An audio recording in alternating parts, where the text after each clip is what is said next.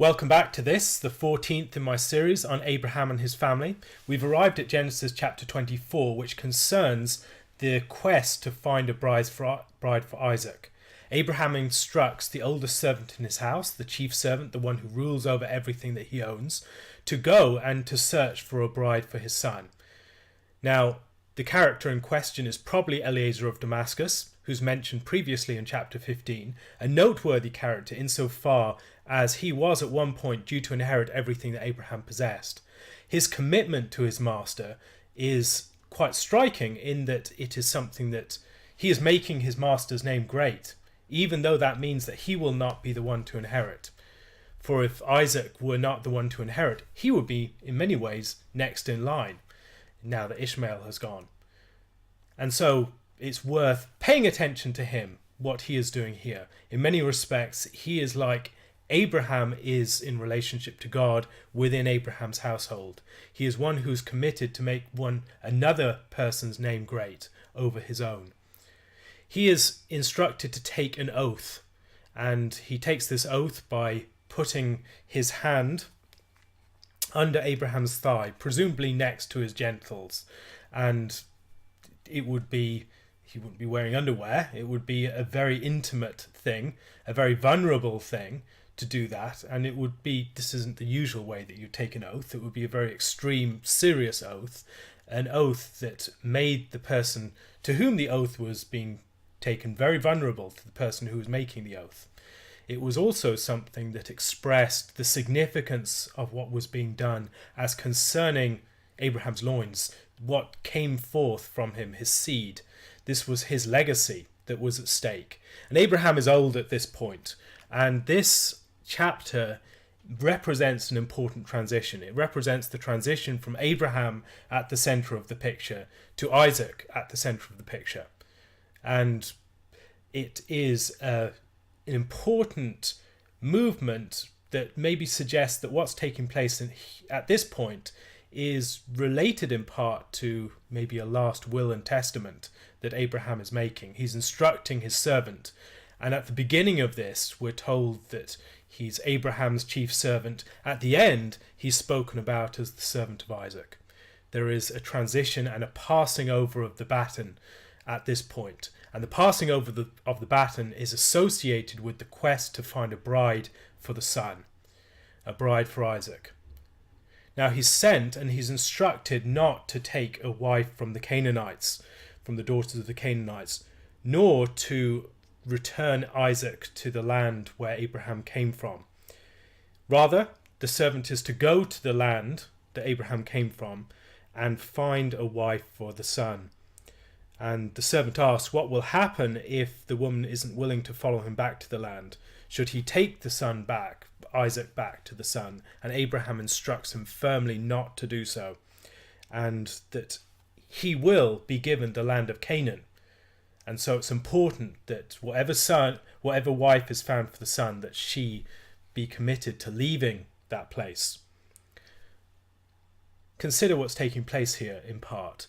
There is a return to the place where Abraham came from, and there's the expectation that the suitable bride for Isaac will make a similar decision to the one that Abraham made, that she will leave her father's house, that she will leave her kindred, that she will leave her homeland, and that she will go to a place that God is showing. And so the suitable bride will be akin to Abraham himself, will be someone that leaves the place of her origin, leaves that particular realm, and returns with the servant to the place of promise.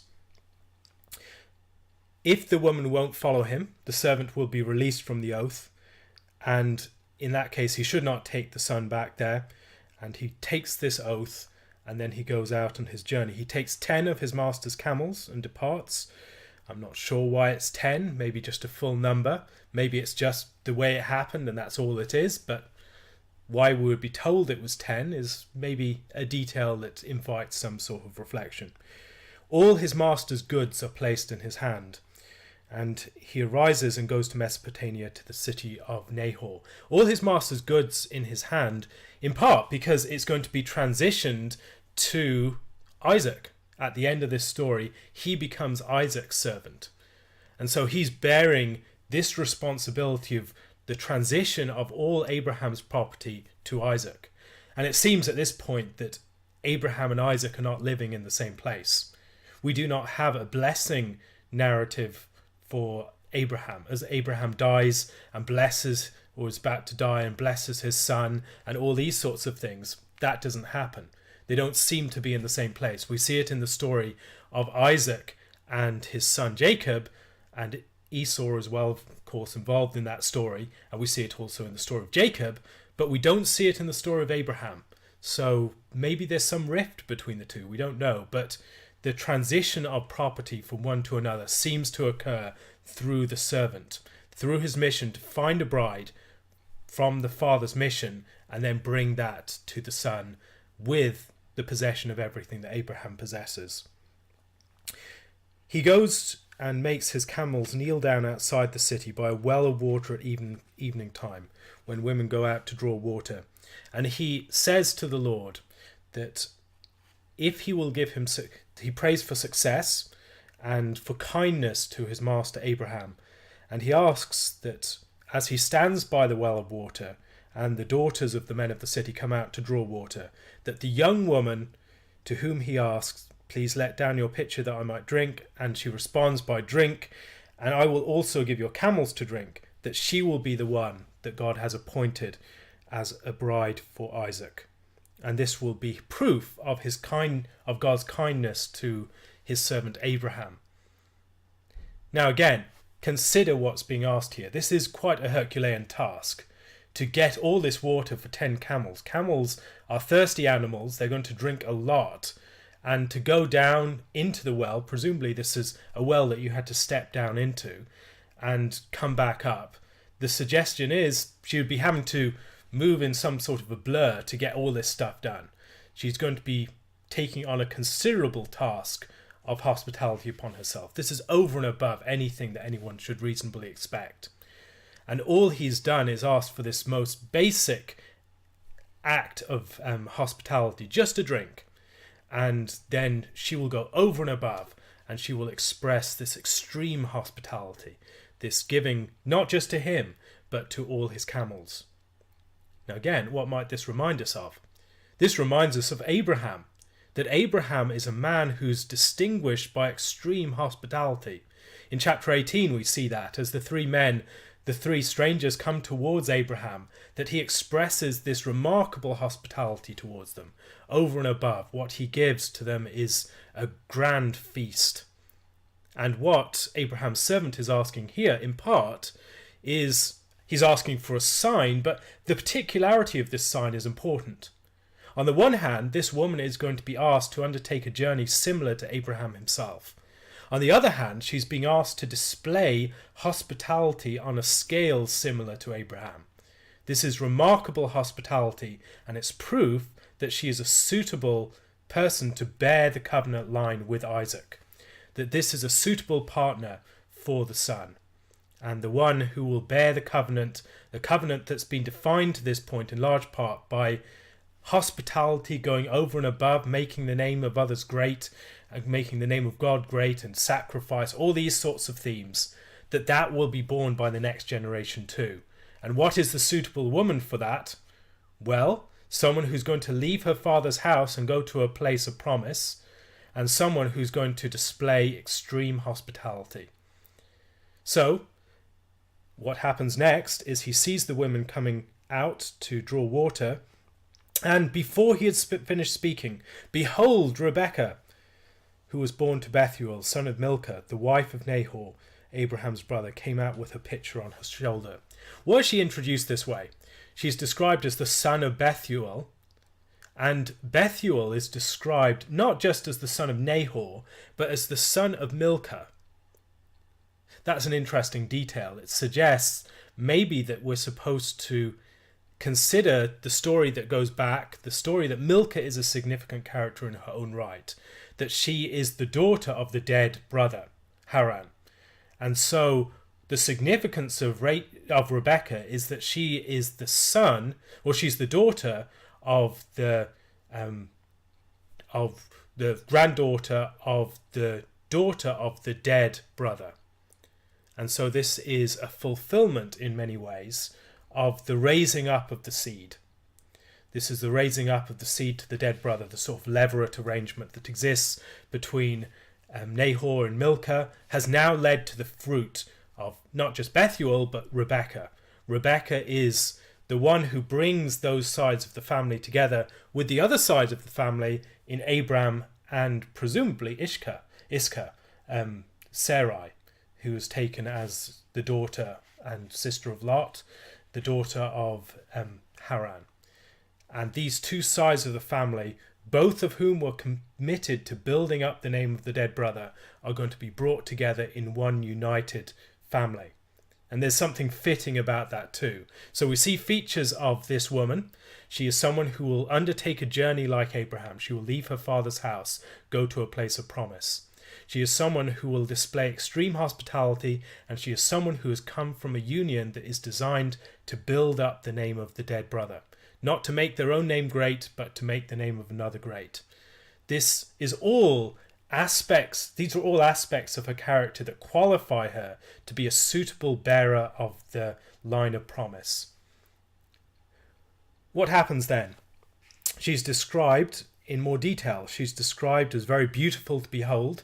There are a number of characters described as beautiful or attractive or good or having pleasant figures in the story of Genesis. Particularly we see that of Sarah, we see it of Rebekah, we see it of Rachel, we see it of characters like Joseph is described in many of these terms. So it's a line of promise is often associated with that sort of sign of physical beauty that is a sign of the fittingness of this particular. These are well-favoured characters in appearance as well as in character. She's a virgin, no man had known her, and she goes down to the well, filled her pitcher and came up. So presumably it says some sort of step well. She goes down into the well and she comes up with the water. This is one of the first occasions within the book of Genesis that we have a more explicit connection between women and wells, and the marriage theme and the connection with the well. We'll find that later on in the story of Jacob and Rachel. We'll see it in the story of Moses and Zipporah, and later on in the New Testament, of course, we see it with Christ and the woman met at the well. Marriage themes and the well and the woman are connected together. As we look throughout the Old Testament, we'll see something of where this comes from. The woman is associated with the garden, and at the heart of the Garden of Eden is a spring that gives life, and that gives life to the garden, and it flows out into the world. In the book of Song of Songs, we see similar themes again. The garden is a spring that's enclosed, and as it's opened up, it gives life and its waters flow out into the world. This is something that we see in association with the temple. The temple is associated with waters that flow out, that give life to areas that are barren, that turns the salt sea fresh, and it makes these places realms of life and fertility. So the woman is described as like an enclosed garden, and she's described as associated with a well and water. In the story of Rachel, we'll see that the well is closed up, it's covered up with a great stone that Jacob has to remove. These are all important themes. We've already seen some connections in this respect. We've seen the connection between Hagar and a well or a spring, the eye in the wilderness. And there are other themes that we must consider, such as the conflict between Abimelech and the men of Abraham over wells, and the story of how Beersheba was founded, the 7 ewe lambs and the 7 ewes and the wells, and all this competition over wells is associated with the conflict over wives. And the wife is a well that gives life, and water arises from that. We see it in similar ways in the account of creation itself, that water comes up and it feeds and it fertilizes the land. And these are broader themes of marriage, the woman, her fountain. We have that sort of language described in Leviticus, the uncovering of the woman's flow, that these are water images. These are images associated with wells, with gardens, with springs, with fountains, And what we have here, I think, is the symbolism that's very closely associated. And these stories, we need to consider their similarities and their differences. So Rebekah in this story is very much the active partner. The servant is described as someone who just relates the story on a number of occasions, gives gifts. He's someone who looks a lot. He's someone who pays attention and marvels at what's taking place. But Rebekah is the woman of action in this context. She's very much the person who's going up and down, getting water from the well, giving water to the camels, and then she's the one who runs and tells her parents. She's very much an active party within this story. And this story then is one that connects with themes of fertility, with bearing seed, with all these other themes that are taking place in association with wells. The purity of the well is also associated with the fact that she's a virgin.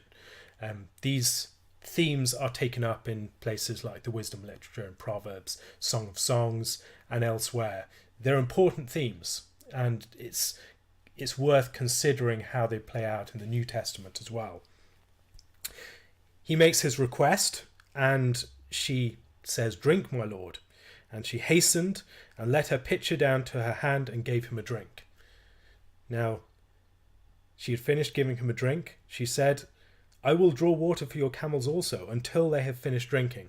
So there's a bit, it's as if there's a pause here. She first gives him a drink, and he must be wondering at that point, is this really the one? She's fulfilled part of it, but nothing else is happening yet.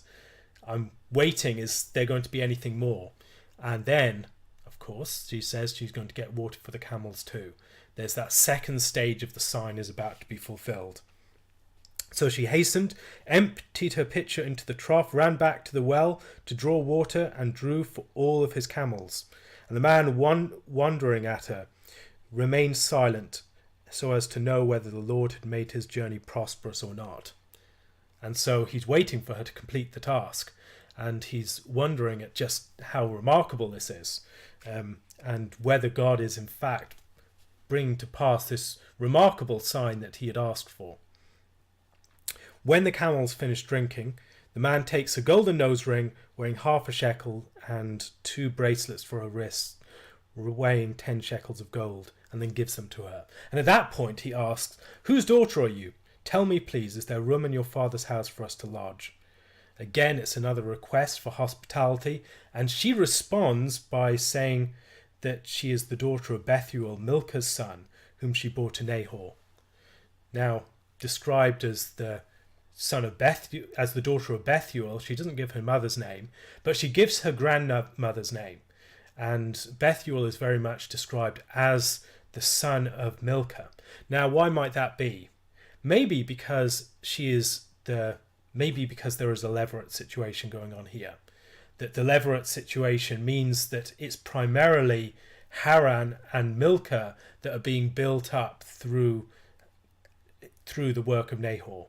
And so Nahor is a secondary party within that. In the same way as the son that's born to Ruth is described as Naomi's son. And not primarily, in some ways it's not primarily Boaz that we have as the Obed, the son of Boaz. Not primarily. In some ways it's primarily Obed is the son of Naomi. And in a similar way, I think it might be that we have Bethuel primarily is the son of Milcah because of this levirate type situation. Then the man bows down his head and worships the Lord. "Blessed be the Lord God of my master Abraham, who has not forsaken his mercy and his truth towards my master. As for me, being on my way, the Lord led me to the house of my master's brethren." So the young woman ran and told those of her mother's house these things. This is, again, something that goes over and above what he expected. He was looking for someone from the land from which Abraham came, but he was not explicitly sent to the household of his master's brethren. But yet it transpires that the woman who's brought for Isaac is not just someone of the master's brethren, but seemingly the most fitting person. someone who represents the union of these sides of the family, someone who represents the name of the dead brother being built up. And all these sorts of things are expressed in the character of Rebekah. And just before this, remember, Abraham has received news that Nahor has had children through Milcah. And this marriage is a significant one, I think, when we look back in chapter 11. She tells her mother's house these things. Why her mother's house? It's interesting. We don't have her mother's name, but we have a reference to her mother's house. Bethuel is mentioned later on, but Bethuel doesn't seem to be that active within things. He's privy to some of the arrangements later on and seems to be party to some of them in certain respects, but mostly the work is undertaken by the brothers, Laban in particular, and the association with the mother is also stressed. Presumably, in part because Rebekah and the daughters would be associated primarily with the mother. They would be maybe with the mother in her tent, around her tent, and working with her in her day-to-day work. Or maybe because Bethuel was unwell, and Bethuel wasn't really in charge of things in the same way anymore, and his wife was now running things. Or maybe it was a more, it seems to be certain matrilineal elements at points.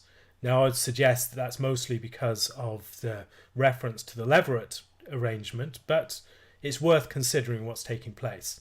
It's not entirely clear. There's a lot of emphasis upon the figure of the mother within this chapter more generally, as we'll see later on. So bear that in mind. There may be something there. I'm not sure what to make of that particular detail. It seems that we should make something of it, but what exactly, I'm not sure. At this point, we're introduced to the character of Laban. Laban is the brother of Rebekah, and Laban runs out to meet the man by the well. And our characterization of Laban immediately sets him up as a particular sort of figure. What does he notice first? He sees the nose ring and the bracelets on his sister's wrists. And when he heard the words of his sister Rebekah saying, "Thus the man spoke to me," that he went to the man, and there he stood by the camels at the well. And he said, "Come in, O blessed of the Lord. Why do you stand outside? For I have prepared the house and a place for the camels." It seems that he's the sort of person who notices these great gifts primarily. He's someone who has an eye for the material gain that he might get from a situation. And he invites the man into the house. It's not entirely clear in the next verse who exactly prepares all the things for the camels. Is he extending hospitality in the same way as Rebekah did? It's not entirely clear. It says, the man came to the house, and throughout the story, the man is presumably Eliezer of Damascus. It's the servant who's the man. The man comes to the house, and he unloaded the camels and provided straw and feed for the camels and water to wash his feet and the feet of the men who were with him. Is that Laban or is it the man? It's unclear. It might be either. You may be led to believe that the balance shifts very much in favour of the servant, that this maybe the servant is doing this and Laban is just not as characterised by hospitality as his sister. And Laban's hospitality, as we'll see later on as the story develops, is something that has downsides to it as well. Tarrying too long in Laban's house is not a good thing. Food set before them to eat, and he does not eat before he tells them about his errand. Abraham's servant throughout the story is someone who's he's on a mission, and throughout this task he describes things in a way that he's not going to waste time. Things happen very quickly.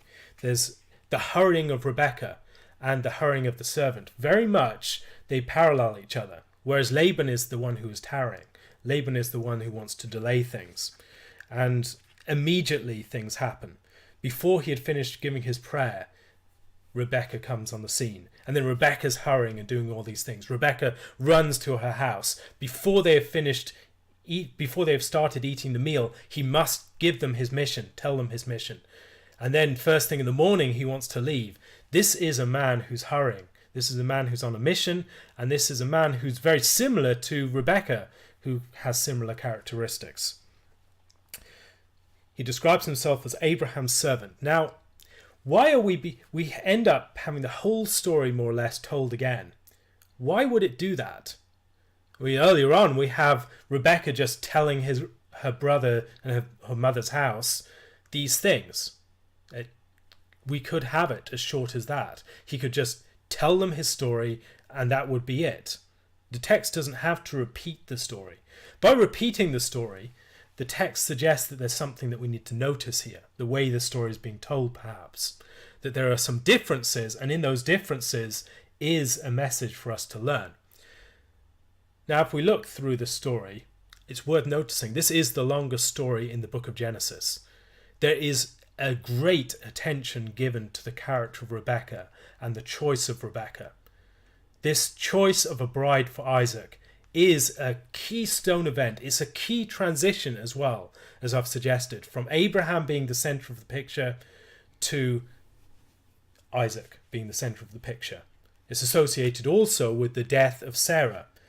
Abraham is old, but it's at the death of Sarah, this is part of the transition that's taking place. This is not just a quest to find a bride for Isaac, it's a quest for a new matriarch for the whole people of Israel. This is the new matriarch figure that's going to be at the centre of the nation from now on. And so the choice of Rebekah is a very important one. Who is a suitable matriarch? This is not just a bride for an individual Israelite. This is going to be the woman who's the heart of this sheikdom, the one who represents Abraham's house from now on, the woman at the heart of it, the woman whose character defines the way that people live their lives. Sarah was that for a while. She was the one who set the terms of the house, and now it's going to be the person that Eliezer finds. And Rebekah, we'll see, is a very suitable person for that. So how does Eliezer tell his story, or the servant? The Lord has blessed my master greatly, and he has become great, and he has given him flocks and herds, silver, gold, male and female servants, and camels and donkeys. He starts off with talking about Abraham's great wealth, and he does not actually mention he talks very much about God's blessing of his master. He talks about success for his mission and all these sorts of things. He doesn't mention kindness as much, God's kindness to his master, which is very much the theme of his prayer. And there are other ways in which he talks about God's blessing. In the earlier part of the story, we hear mention of God's blessing in ways that aren't mentioned so much here. Rather, the emphasis is very much on material property. And this is presumably because he noticed where Laban's eyes first went. Laban's eyes went to the gifts that had been given to Rebekah, and Laban noticed that this guy has some property. If this servant has all this wealth, then maybe his master is someone that he's a suitable guy to get our sister involved with. Now, as we look through the details, we'll see there are other ways that Isaac is being set up as he's very much an eligible bachelor. He's the sort of person that you want your sister to marry. It says, Sarah, my master's wife, bore a son to my master when she was old, and to him he has given all that he has. Now he's giving two important pieces of information here. First, Isaac is of a suitable age to marry. He was born in Abraham's very old age and Sarah's old age. This is not a son who was born who's born in the same generation, as it were, as Bethuel. There was a generation gap almost. There have been two generations of Nahor and Milcah's family in the time that it has taken for at least two generations of Nahor and Milcah's family in the time that it has taken for Isaac to be born. So there's a suitability in this match that Isaac is not really old. Isaac is someone who's still fairly young, and he's someone who will be a suitable marriage age. And then the other detail is he has given him everything that he has. This is not, if you think about blessing, you'd often think about blessing in terms of many offspring and things like that. But if you're the person who wants to marry into that family, well, ideally, you don't want that family to have too many children, because if they have a lot of children, then the inheritance is split between them. But now you just have one child who's going to inherit it all. And this one child is a very eligible bachelor. Here we have this wealthy sheik, and he's given all his property to his son, this one son Isaac. And maybe you want your daughter to marry, you may want your sister to marry this one. And so he's instructed to go to the land of his, the land that he came from, his father's house, and to his kindred. Now, this is a detail that we don't actually have in the original instruction. He's told to go to the land from which he came. He's not told to go to his father's house and to his kindred. Presumably this is what Abraham would ultimately desire. This would be his ideal scenario, but it's not explicitly what he says. The servant is maybe suggesting that this is a very suitable match, that this is the ideal match, that there couldn't be a better match, that this is meant to be, that this is not, Rebekah is not just one of many potential partners, but she is the one.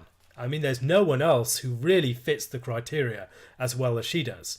And in some respect that's true, but he's really having to sell this to Laban. At the end, he says that the Lord will send his angel before him on his way.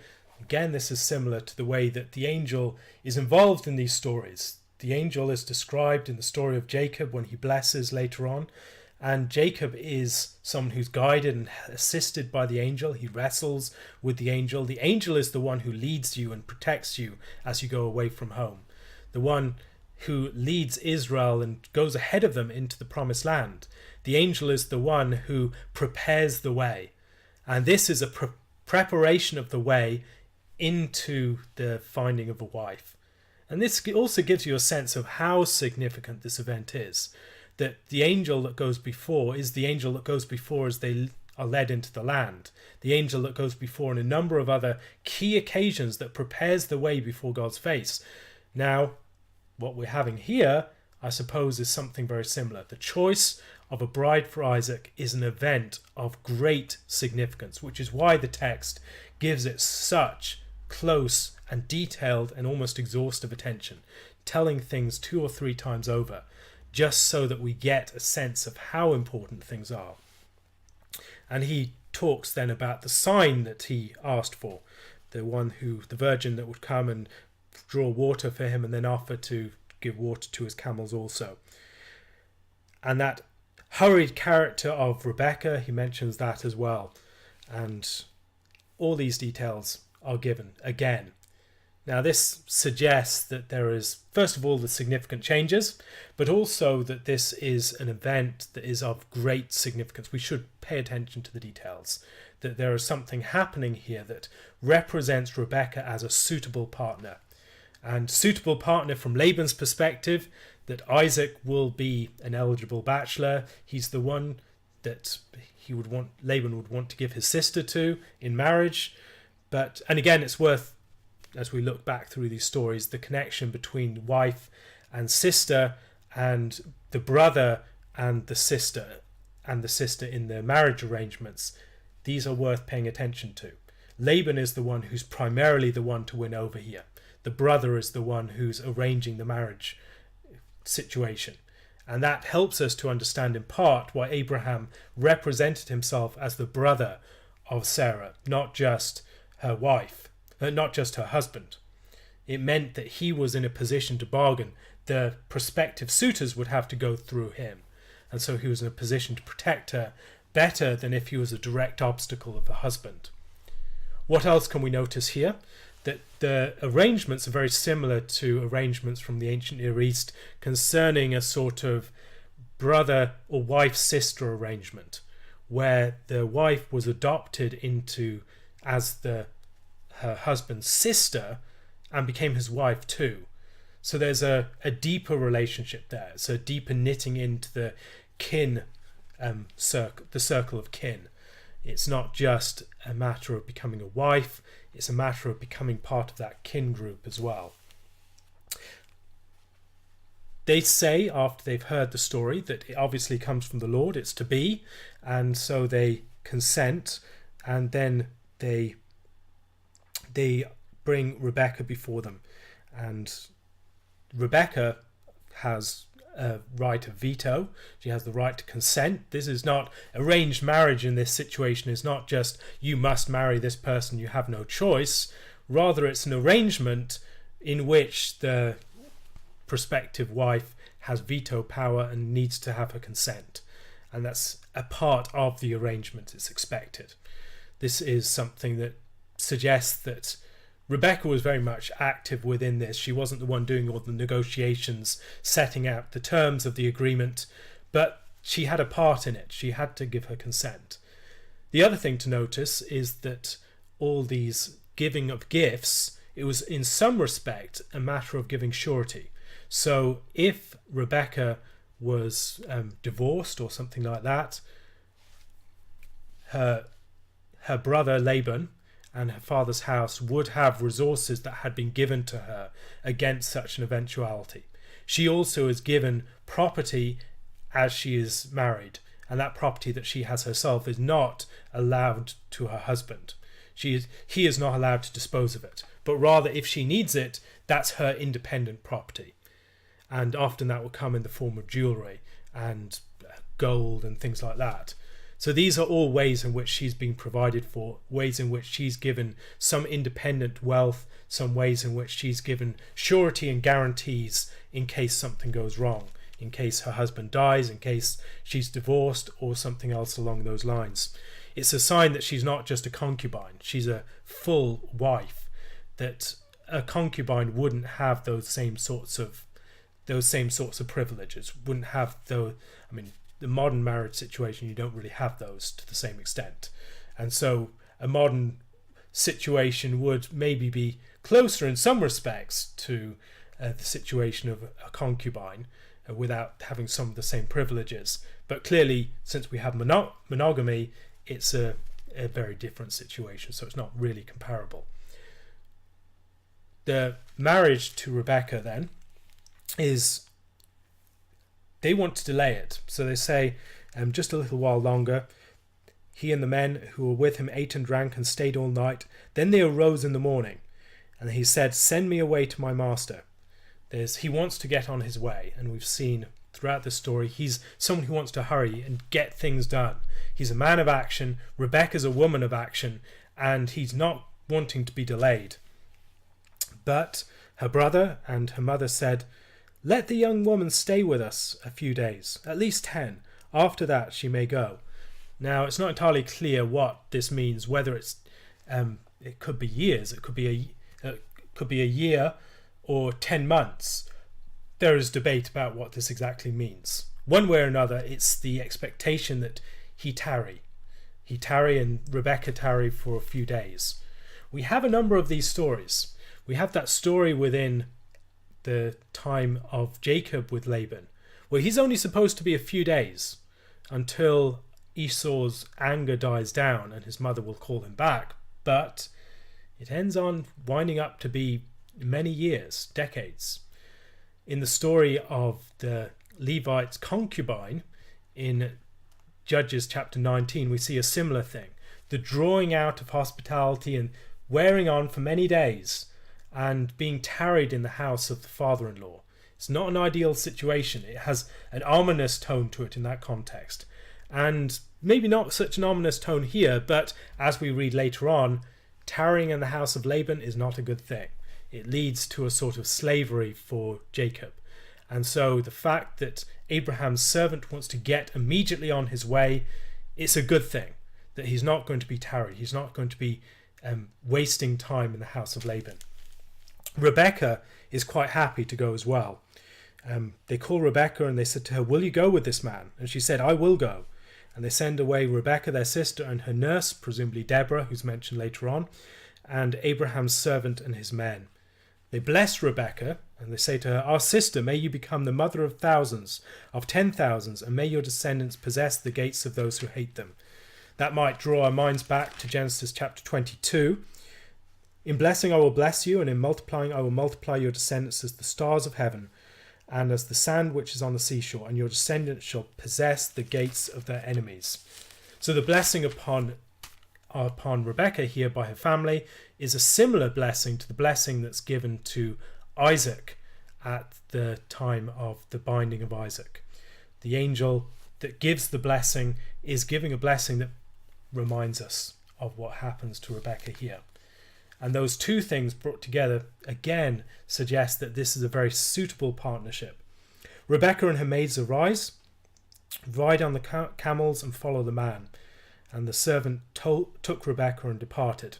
Now, just one note, many people argue that camels were not domesticated until a few centuries later. And so this is an anachronistic feature of the text. I don't know exactly what to make of this feature of the text. It's possible that they were used for limited purposes in certain desert journeys, but we don't know.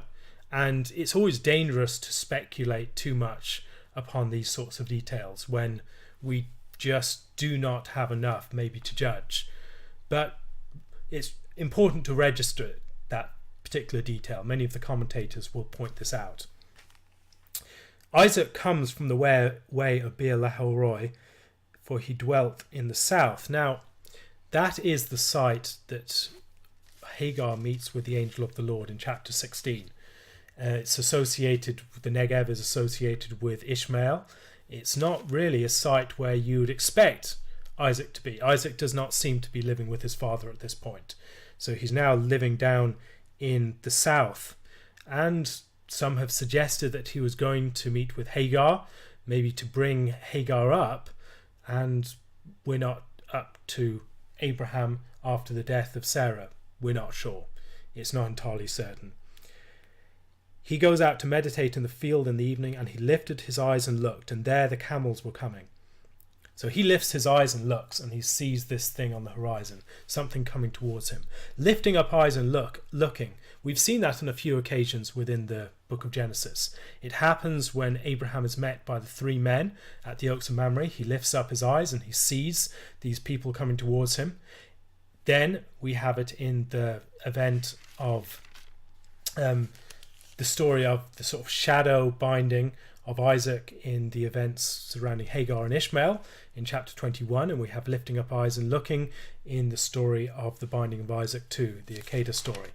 And in each one of these stories there is some sense of this lifting up eyes, looking, seeing something afar off, whatever it is, that this is a very significant thing that's coming into view.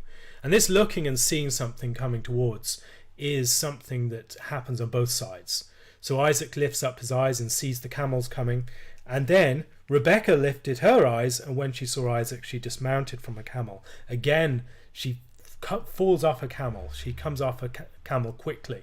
She's a woman who does things in a hurry. She's someone who does things quickly. She's someone who does not waste time. In the same way as we see that Abraham hurries in his hospitality in chapter 18. These are not things that he wastes time about. He's someone who's a man of action. Who is this man walking in the field to meet us? And the servant said, it is my master. So she takes a veil and covered herself. And the servant told Isaac all these things that he had done. Again, it can tell these things very quickly when it wants to, the text. But the author wants us to notice that there is something important about these events. So it tells them in great detail on at least a couple of occasions. Then Isaac brought her into his mother Sarah's tent, and he took Rebekah, and she became his wife, and he loved her. So Isaac was comforted after his mother's death. The significance of this, again, is that she is the new matriarch, that she is taken into Sarah's tent. This is not just the tent of his mother, it's the tent of the matriarch of the people, that she is now the central woman within this sheepdom. She's the one who everyone will gather around, and she's an important figure for that reason.